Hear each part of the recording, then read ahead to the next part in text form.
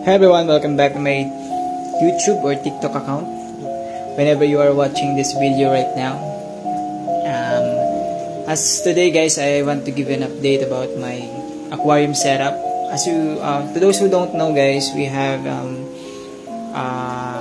a new place. So because of that, I have transferred some of my setups or aquarium on our previous house to this new small place.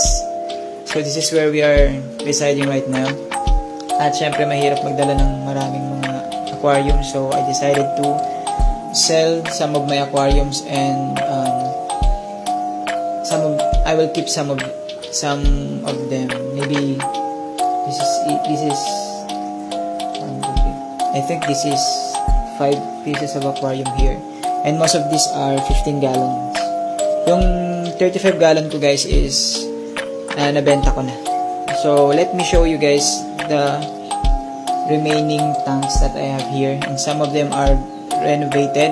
Ibig sabihin guys, I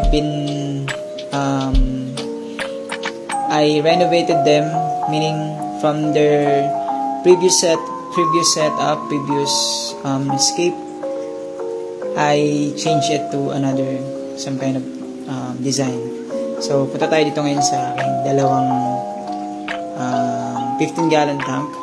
So as you can see guys, hindi pa masyadong malinis tignan to, kasi gumawa ko ng DIY na ilaw. Yan, kulay blue siya, so ang pangit na tignan, medyo madumi siya tignan. And I am thinking of a way para magmukha siyang aesthetic. So maybe pag nagka-time tayo na medyo madami-dami. Pero so ngayon, focus muna tayo sa aquarium. So this is my tank. This is the 15 gallon tank. Actually, yung mga makikita nyo ditong hardscape guys is galing sa 35 gallons ko. So these are the views from my 35 gallon, and I don't know where to put this stuff. So I decided to just put this stuff inside this 15 gallon tank. So makikita nyo guys, medyo parang masikip siya tignan sa labas, pero pag dito matitignan sa top view, meron siyang malaking space dito. And what I have here is my 2 green spotted puffer. So I decided to keep them on a fresh water kasi hindi ko makita masyado yung benefits sa brackish.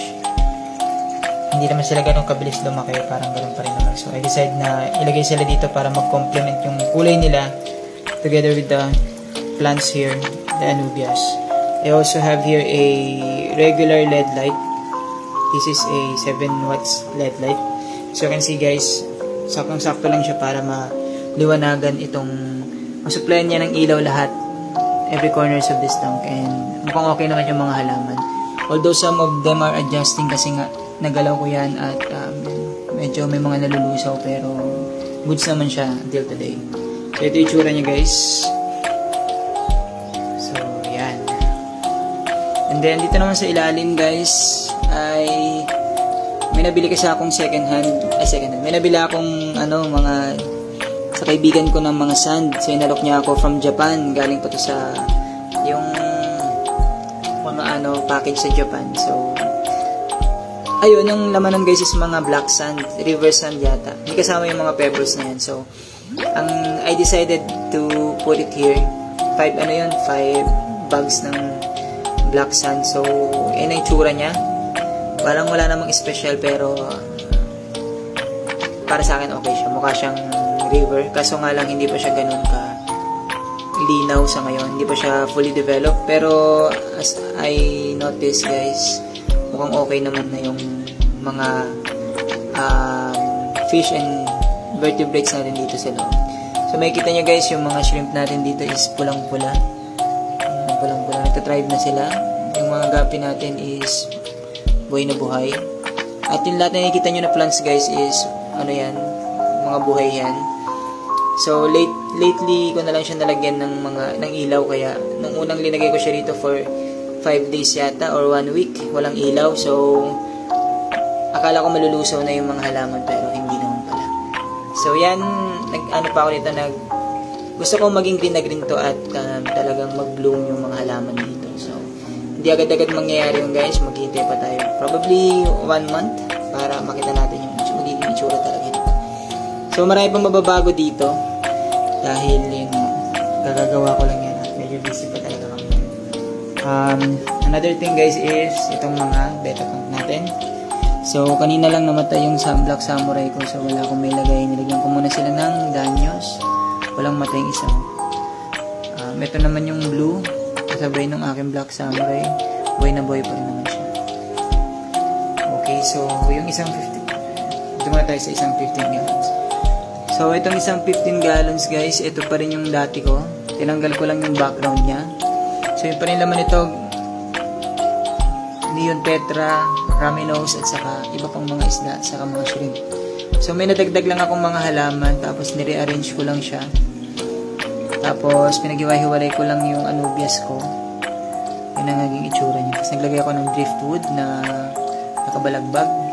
Yan. Actually tagusan yan pag pupunta tayo sa likod. Ganyan pa rin. Ayan. Meron ka pa rin view dito sa likod. So nasa likod ka o nasa harap guys is maganda pa rin yung may view ka pa rin sa nangyayari sa tank. So pinaka naging divider siya dito sa room. Nasa parang sala namin. Tapos, yung babaw niya, yung dati pa rin, yung dati kong sump.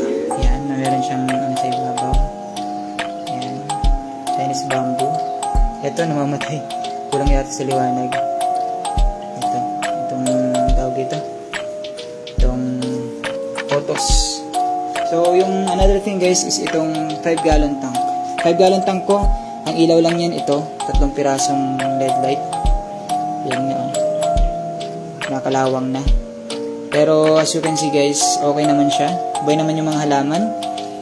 Yan. Green na green pa rin naman yung mga halaman. At hindi rin masyadong naglulumot. Ang naman nito guys is yung mga shrimp at ilang pirasong isda. So kasama to ng table dito na magulo.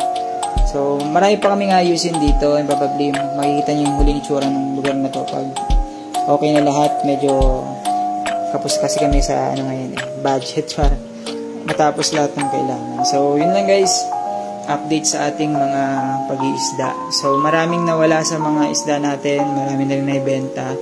Pero, syempre, as a fish keeper, nagpitira pa rin tayo ng ilan piraso sa mga ito. So, yun lang guys. Thanks for watching and follow me and subscribe dito sa aking YouTube channel. Same goes sa aking TikTok account.